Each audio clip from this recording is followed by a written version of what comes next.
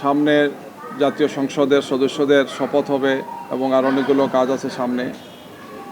এই প্রেক্ষাপটে আজকে বাংলাদেশ জাতীয়তাবাদী দলের সম্মানিত চেয়ারপারসন জনাব তারেক রহমান সাহেব এসেছিলেন বাংলাদেশ জামাত ইসলামীর আমির ডাক্তার শফিকুর রহমান সাহেবের সাথে একটি সৌজন্য সাক্ষাতে। তো সাক্ষাৎ পর্বটি আলহামদুলিল্লাহ প্রায় ঘণ্টাখানেক সময় চলেছে। তিনি 7টায় এসেছেন, 8টার দিকে তিনি বের হয়ে গিয়েছেন।